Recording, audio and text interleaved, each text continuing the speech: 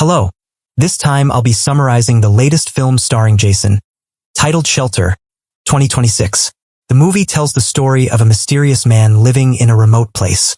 However, his peaceful life suddenly becomes the target of many people, forcing him to fight for survival alongside a young child. What excitement does the story hold? Let's dive right in. The film opens by introducing a mysterious man named Jason who lives alone on a secluded island. Before long, a courier uncle and his nephew arrive, as they routinely do, to deliver a crate of alcoholic beverages.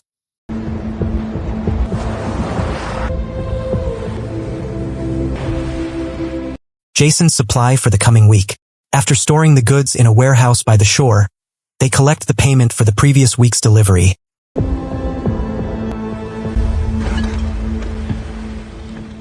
Never once having met Jason face to face. To this day, it remains unknown why Jason chose to live in seclusion on that tiny island. However, from the way he conceals his identity, even from a mere courier, it can be inferred that Jason is no ordinary man, living alone with just his dog.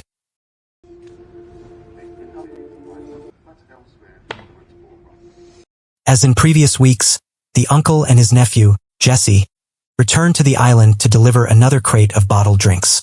However, because the weather that day looked extremely grim and a major storm seemed imminent, Jesse was told to head back as quickly as possible. Jesse, come on! Sure enough, right after Jesse left the warehouse, a massive storm struck, sweeping the uncle's boat away and carrying it further from the shore. Seeing this, Jesse immediately boarded a wooden boat, intending to catch up and rescue his uncle.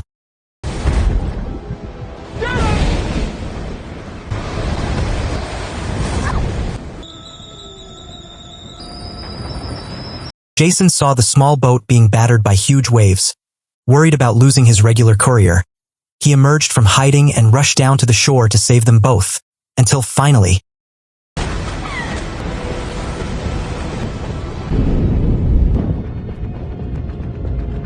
fortunately, Jesse was still successfully rescued, although his leg suffered a fairly severe injury. However, the same could not be said for his uncle, who perished after being trapped inside the sinking ship. Late that night, when Jesse finally regained consciousness, Jason informed him that his uncle could no longer be saved. The news naturally left Jesse deeply devastated.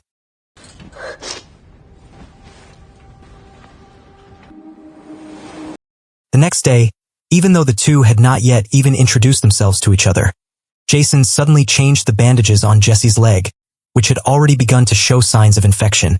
Jesse complained, wondering why Jason didn't take him to the hospital right away, but Jason merely remained silent without offering any explanation.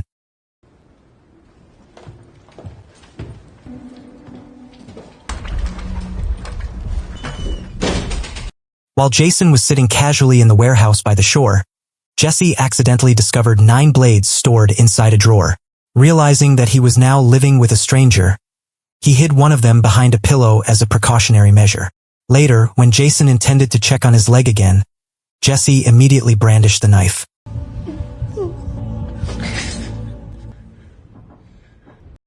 However, rather than getting angry, Jason, understanding that Jesse was merely an innocent child who didn't even know how to use a knife properly, patiently taught him the basic survival techniques of using a blade. From that moment on, Jesse's trust in Uncle Jason. Your thumb up against the hilt. Hold it up. Jason re-examined Jesse's wound while changing his bandages with fresh ones. Several days passed, and the bond between them grew stronger as they interacted more frequently with each other. It was here that Jason finally revealed that the late uncle had been his friend since they both served together in the Navy. From that confession, it was ultimately disclosed that Jason was a highly trained former soldier, who now either chose to isolate himself or perhaps had indeed decided to retire early, who knows. Seeing that the infection in Jesse's leg showed no signs of improvement, Jason excused himself to go into town briefly to buy the necessary medicine.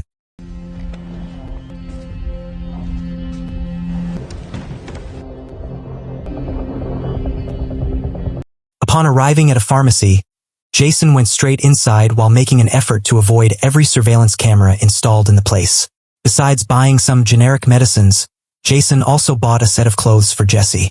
However, He was completely unaware that as he exited the pharmacy, a few girls were taking selfies right in front of the door, and his face was inadvertently captured in the frame. For now, let's leave Jason's affairs aside and turn to the headquarters of the British intelligence agency, commonly known as MI6. It is there that we are shown an ultra-sophisticated computer system named THEA.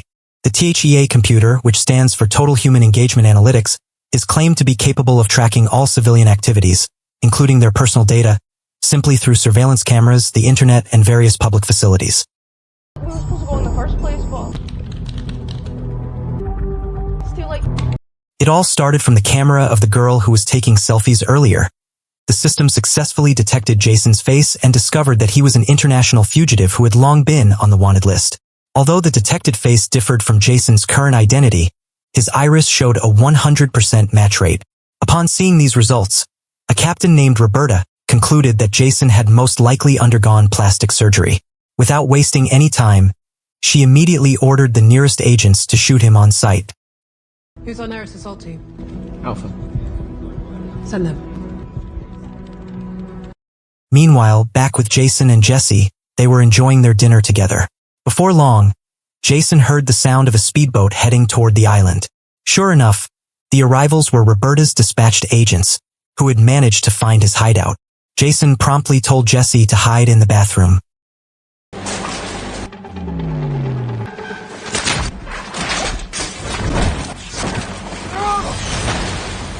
Not long after, a trap in the form of a net that had been set up earlier succeeded in taking down one of the agents. After that, Jason switched on the lighthouse lamp by the shore to get a better view of how many agents remained. While carrying a pressure lantern, Jason moved to the other side of the island. It was there that he began his counterattack.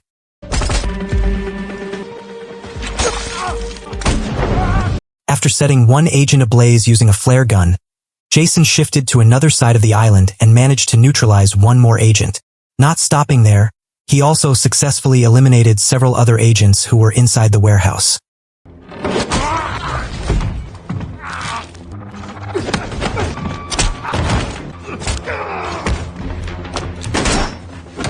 However, unbeknownst to Jason, there was still one agent who had managed to slip into the house. That agent even shot Jason's beloved dog dead. Not only that, he also managed to find Jesse's whereabouts and intended to take him as a hostage.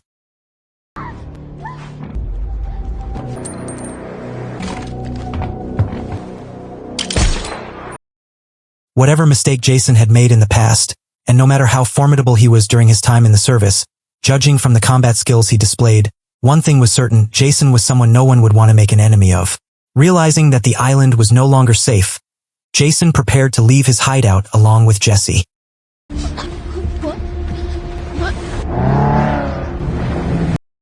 Meanwhile, at intelligence headquarters, Roberta was utterly baffled upon learning that all her best agents had been killed in the operation. Driven by curiosity, she then ordered her assistant to investigate Jason's identity, including the young girl who was with him. Roberta was once again shocked when her assistant discovered that all of Jason's data had been manipulated. In essence, every time the THEA computer detected Jason's face, the identity that appeared in the system always pointed to someone else. This, of course, made Roberta even more curious. Use self-deleting code. That's our guy. After repeatedly having her assistant dig deeper, they finally managed to uncover Jason's true identity. He turned out to be a former MI6 agent who was reportedly killed 10 years ago. That meant Jason was their senior at the intelligence agency. Whether someone had manipulated all his data and whatever the purpose behind it all might have been, Roberta was certain that this incident was connected to the former head of MI6 who served before her. I just tried to access his mission logs and I got this. That man was named Bill, the former chief of MI6 before Roberta and the creator of the THEA program. Currently, Bill served as a member of the British Government Council and still had full access to the THEA system. As Roberta suspected, Bill was the mastermind behind the manipulation of Jason's data, making his identity appear as though he had become an international fugitive. If Bill was indeed the former head of MI6, then Jason must have once been his subordinate. Whatever the issue that had occurred between the two of them, it was clear that Bill seemed intent on eliminating Jason, his own former subordinate, no less. Because of that, Bill immediately contacted a professional hitman named Walkman to find and eliminate Jason as quickly as possible.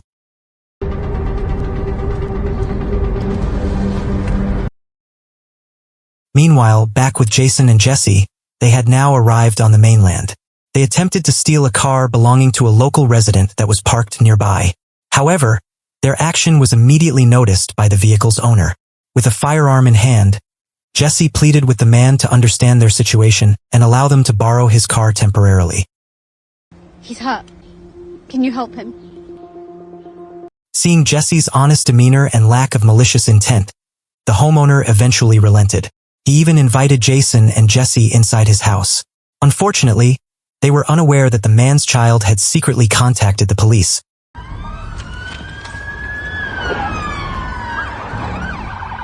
Having promised to help, the homeowner asked Jason and Jesse to hide while he went out front to meet the officers who had just arrived.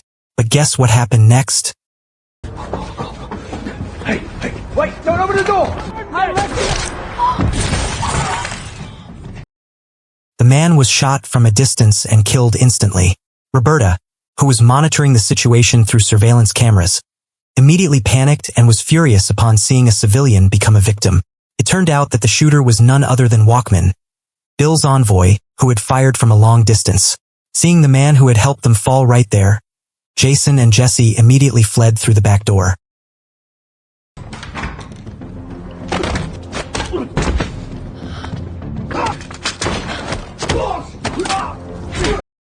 During their escape, Jason managed to take down, one by one, the local police officers who tried to block their way.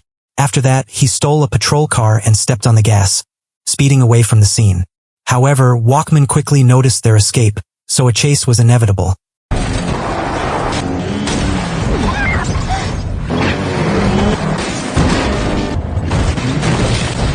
Jason finally managed to escape after causing Walkman's car to flip over. However, like most characters in general, Jason did not first verify whether his enemy was truly dead. As a result, he remained unaware that Walkman was still alive and had no intention of ever stopping his pursuit.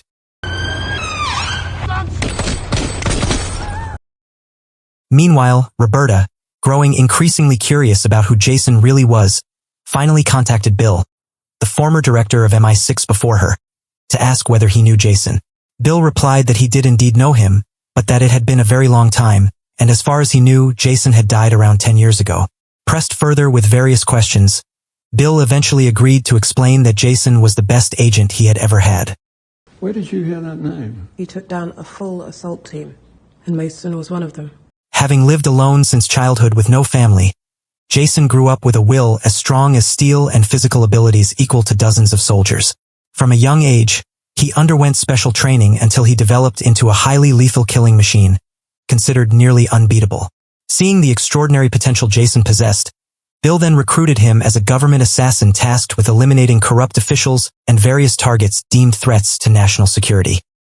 Operatives untethered from MI6's own. And Mason was one of them. However, at some point, Jason committed an act of betrayal by letting his target remain alive. Whatever the full chronology of events, it was clear that Jason was later declared dead during a mission around 10 years ago. So, if asked about the relationship between Bill and Jason, they were clearly former superior and subordinate. However, what Roberta did not yet know was that Bill was actually the mastermind behind this entire affair and the main villain in the whole matter. Michael Mason, unfortunate on all that we stand for. Yes, sir. On the other side, while still on the road, Jason asked Jesse where he should take her to go home. However, Jesse admitted that she no longer had a home. The only family she had was her uncle, who was now gone. Because of that, if Jason asked who else Jesse still had in her life, perhaps only Jason himself remained. Recalling that they had made a promise to each other, Jason resolved to adopt Jesse as his own child after all these matters were settled. Now I have no one. I wish I could tell you life would always be fair. Not long after, Jason finally met with an old friend of his, a highly skilled hacker who had also chosen a life of seclusion. This was the very person who had faked Jason's death years ago, making it appear as though he had truly fallen during that mission 10 years prior. Upon arriving at the hacker's residence, Jason asked him to find out who was behind this entire affair. Thanks to the various advanced technologies at his disposal, the hacker finally managed to discover that Bill was the main perpetrator who wanted Jason dead. Hearing Bill's name, Jason did not seem too surprised, because from the very beginning he had already known that Bill was an extremely toxic superior, prone to acting high-handedly and often treating his subordinates poorly. Having learned that Bill was the mastermind, Jason now had a target to confront. Rather than waiting for Bill to mobilize his entire force, Jason decided to go to Bill first and settle everything directly.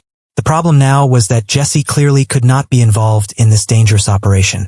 He needed the right person to ensure Jesse remained safe, someone with significant influence and difficult for anyone to touch. Jason eventually remembered someone he had saved in the past.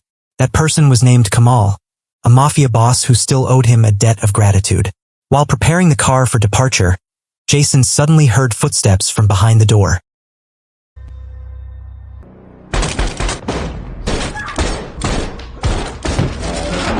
It turned out that the person who had arrived was Walkman, who had managed to track Jason's whereabouts.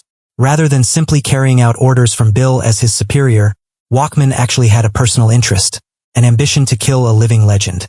He even considered himself far superior to Jason.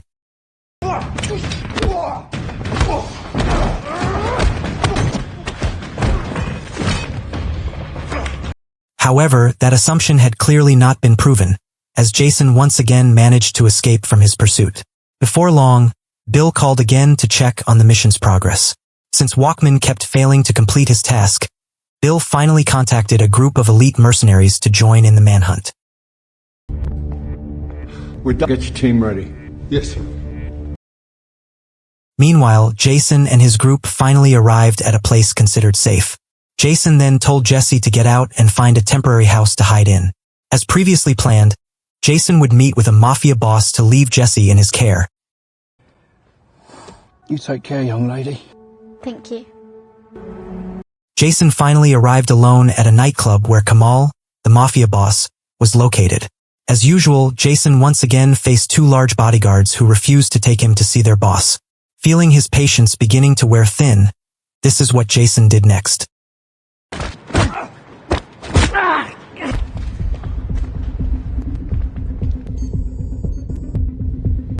Unbeknownst to Jason, Bill was at that moment watching him through the surveillance camera installed in front of the nightclub.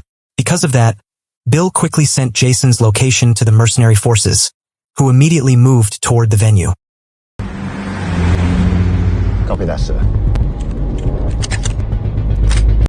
Meanwhile, back to Jason, who was being escorted by the guards to meet their boss. It was there that we were introduced to Kamal, a mafia boss who owed Jason a debt of gratitude for an incident in the past. Thanks to his enormous influence and the fact that he was difficult for authorities or tax officials to touch, Kamal was willing to help Jason. He promised to take Jesse to a city in Spain. Jason only needed to escort Jesse to a harbor, and Kamal's men would pick her up there. Make sure you finish what you started. Don't wait. You handle your end. However, before Jason and Jesse could set off for the harbor, the mercenary forces arrived at the nightclub first. As a result, with great patience, Jason once again had to face and neutralize them single-handedly.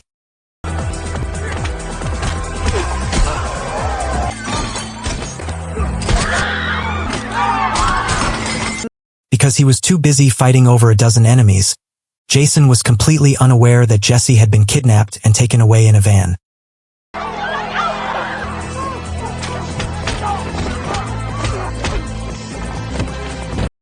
Thanks to the hackers' help in hacking the surveillance cameras around the area, Jason immediately learned the direction the kidnappers had taken and gave chase to the van.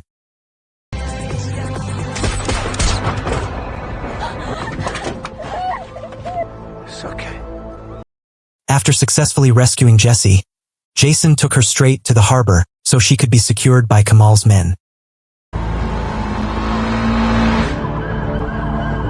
Upon arriving at the harbor, Kamal's men were already waiting to pick up Jesse. However, Jesse initially insisted on refusing to leave without Jason. Just as Jesse was gripping Jason's hand, a gunshot suddenly rang out.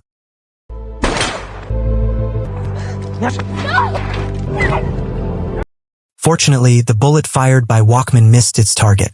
Even so, the incident finally made Jesse willing to go for her own safety.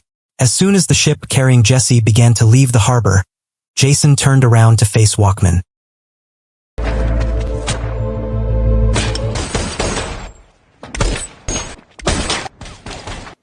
Unlike Walkman, who relied on firearms, Jason chose to fight with his bare hands. Walkman was truly overwhelmed by Jason's combat abilities. In fact, all the advantages he had boasted about seemed meaningless in the presence of the legendary former agent.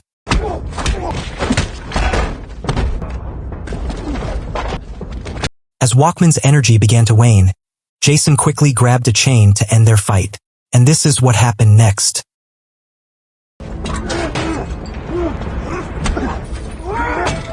After Jason finally succeeded in eliminating Walkman, the story shifted to Bill, who was waiting for the latest update from his men. However, what arrived was not a success report, but rather a startling sight. All the guards at his residence were already sprawled out in the front yard. Yes, Jason had finally come to Bill's house directly.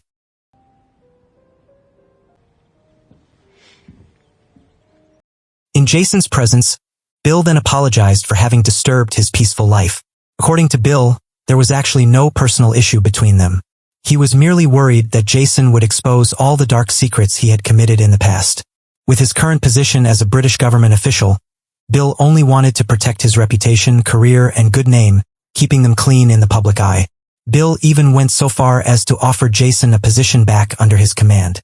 He promised that Jason's salary would never be late again, complete with various facilities and luxury vehicles. But what actually happened? 3 months later, Jason finally reunited with the young girl and kept his promise to adopt Jessie as his daughter. That concludes the storyline for this film. If you enjoyed this kind of discussion, don't forget to keep supporting this channel by hitting the like button, subscribe, and also turn on the notification bell so you won't miss out on summaries of other interesting films. See you in the next video.